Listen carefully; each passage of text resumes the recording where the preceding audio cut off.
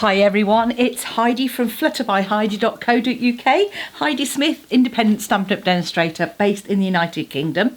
And today I'm just bringing a large tuck fold box. Lots of these around on the internet, but I thought it was great, these no glue boxes, for really good fun to use. And with our Sand and Sea suite, I thought it was a perfect way to decorate and create a gift box, or you could even use it as a bit of a memory box. You know, if you went on holiday and you collected up some shells, what prettier way could you have than to pop them in there for safekeeping? So that's what I'm going to make today. And it's using the lovely Sand and Sea suite products, including the designer series paper. And if you want to see the whole suite, then pop along to my YouTube channel and you'll see Sand and Sea Suite Inspiration, which is March 2021, and there are these lovely papers which have seashells on the one side and lovely sand effect and sort of mottled effect designs on the other, sort of hints of waves, lovely kind of Sahara sand and lovely pinks, from the sort of Blushing Bride through to sort of Flirty Flamingo and Melon Mambo as well, and a bit of So Saffron there as well. And you can see here that's the colour palette that we're using, and I'm going to use the embossing folder, but now, rather than this one where I have stamped and die cut, and this one where I have just die cut and embossed the DSP, I thought I'd have a go at doing some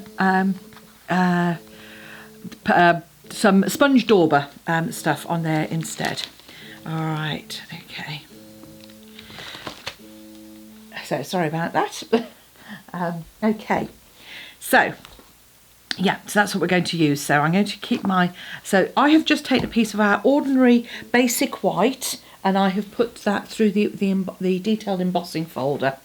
So first thing I'm going to do is I'm just going to grab a sponge dauber and just very gently, I'm going to sort of use my Seaside spray.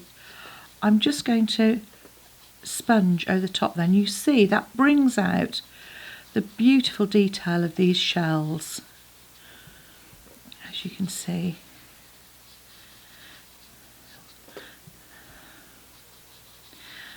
just adds a lovely sort of layer of colour on those. So that's my sort of lovely blue shell, and let's have a look with the Blushing Bride. So same again, I've just taken a sponge dauber and I'm just going to dab that onto my ink pad. I'm going to just dab off slightly because this one's a little bit old. Oh, apologies for the squeakiness.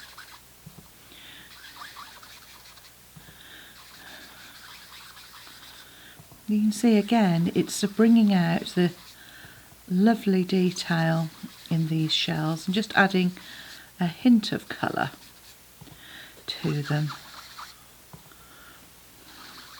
And the beauty of course doing this is that you could then add a little bit of blue as well, to just get a variegated feel to those.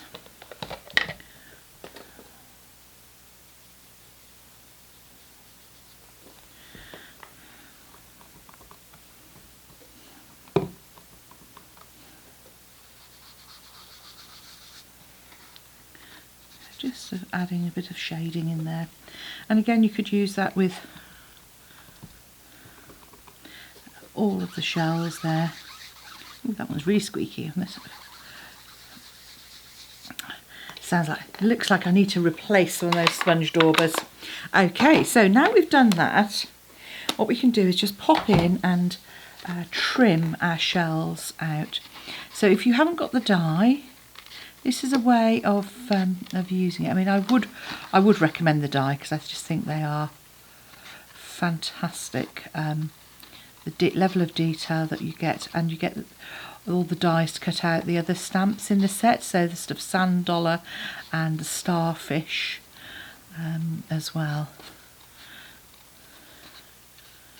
But if you haven't, I mean, you know, if you're just starting out and you're not sure, I mean, I do love the fact that we have these dies to coordinate. So there we go, there's our kind of nautilus shell. And let's take our kind of smaller shell as well. And I'm actually going to use some of my die cuts that I've got left over. I always, you know me, I've always got a bag of where I've used them for different projects, simply because you'd never know when you might need to create a card quickly. Okay, and let's just add our little sort of scallop shell. I'm just following the outline of the embossed image there.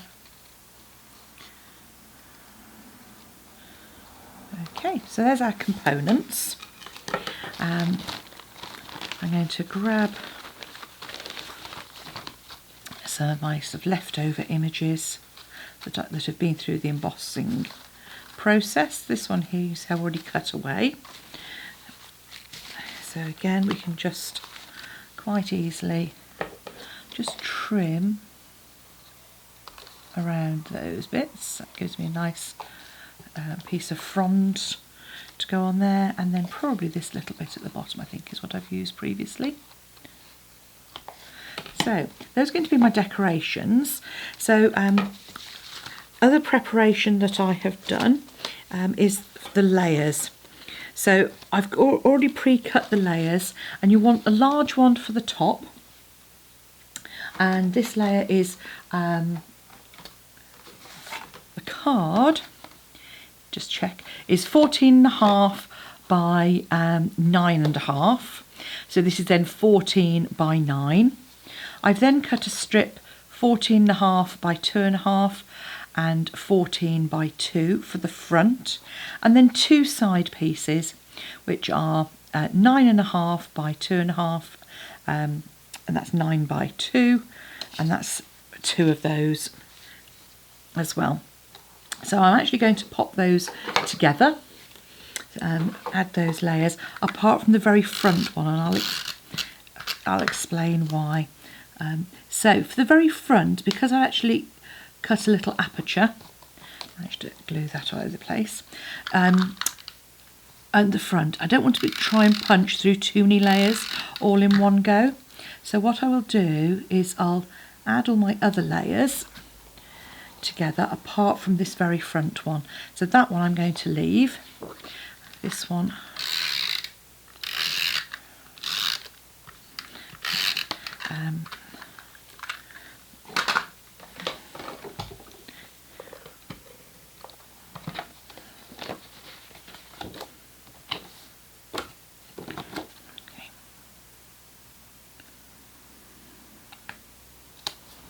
okay, so pop those.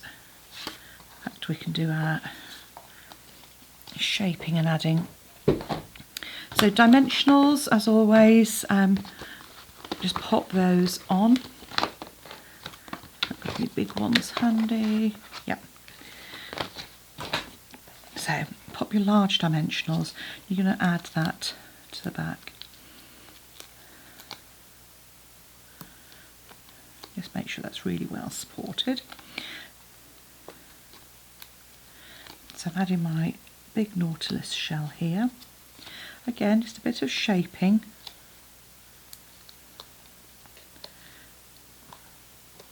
On those, just because obviously shells they're not, you know, they're not flat, so let's make the most of that. These pieces here, I'm going to use a little bit of wet glue on the back.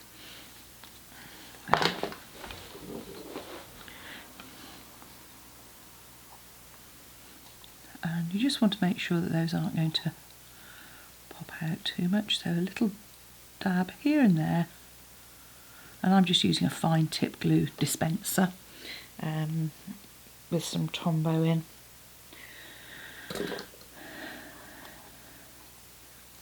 And that can pop underneath there.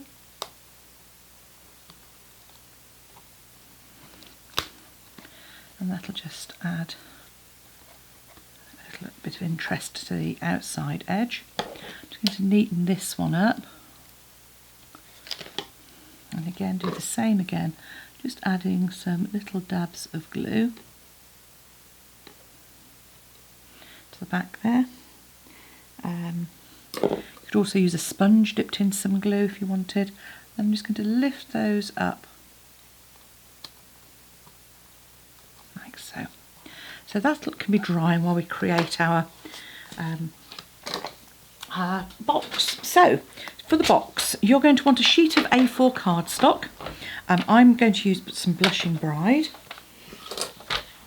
and you're going to trim it down to 21 by 29 centimetres. So I'm just trimming that tiniest little bit off the length because UK A4 cardstock is already 21 centimetres. So I'm then going to score on the short at 3 and 18, on 18 centimetres on both sides in effect. So it's either 3 centimetres or 18 centimetres, whichever you prefer to use. And then going to score on the long at 10, at 13,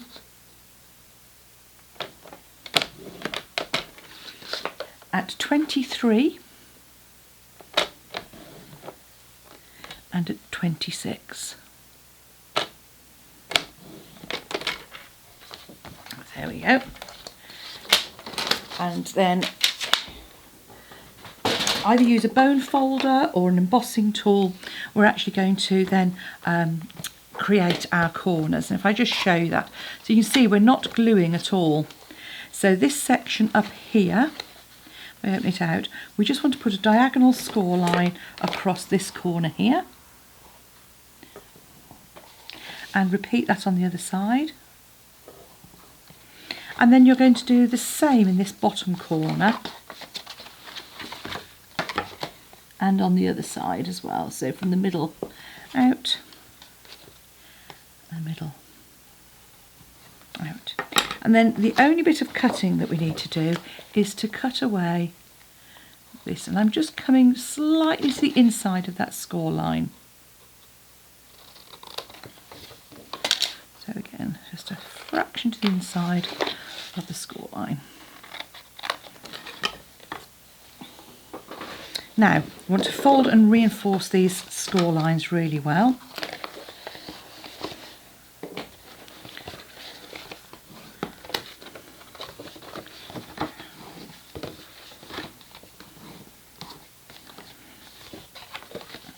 And when you do these, you just want to fold that up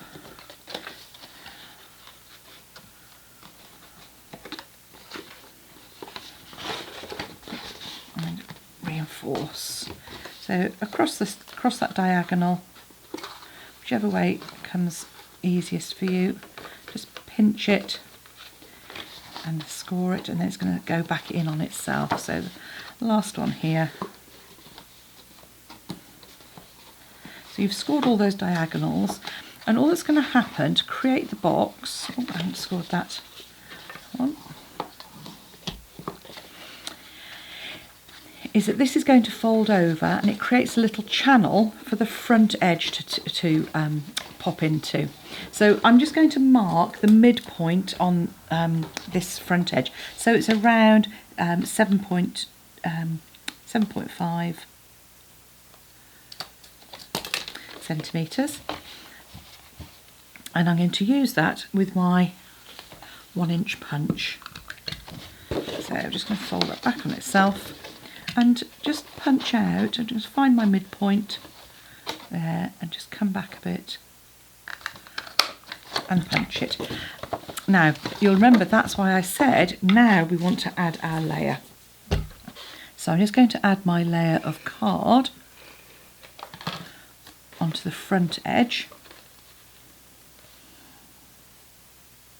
like so.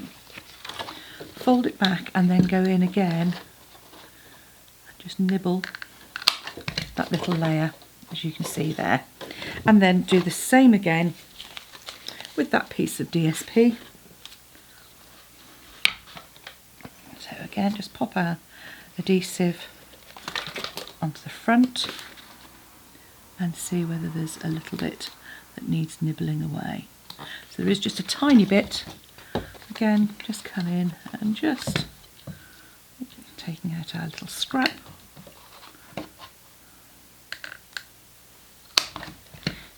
So then you get a really nice little edge there. So we can pop our panel onto the front, and now if you wanted to, you could lift that up on dimensionals. Oh, my Stampin' Seal has run out, so let's grab my Seal Plus. I've got a refill there, so easy to refill, but I've got, okay.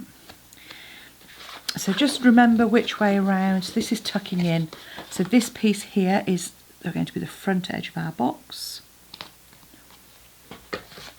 And it's these two side panels that we're going to be adding our side pieces onto.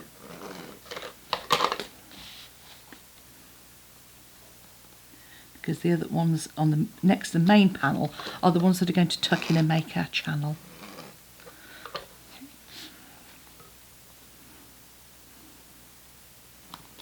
So all that's left to do now is just pop that together. So fold in and fold up, fold in and fold up, and then once that goes down, all you do is just feed that in to that channel and push closed. And there we have our pretty no glue, hardly any cutting, tuck and fold box. Lots of different variations out there, but I think that one wouldn't that be beautiful to keep some keepsakes in from holiday? I think so. Come back and see me soon, and if you'd like to purchase any of the Sand and Sea suite, then please do use the links below this video. Just click on the down arrow to find them, or pop along to my blog at Flutter by Heidi for this item, and you'll find the links to all of the products I've used, or go to my shop at heidismith.stampinup.co.uk. Thanks for watching. Bye now.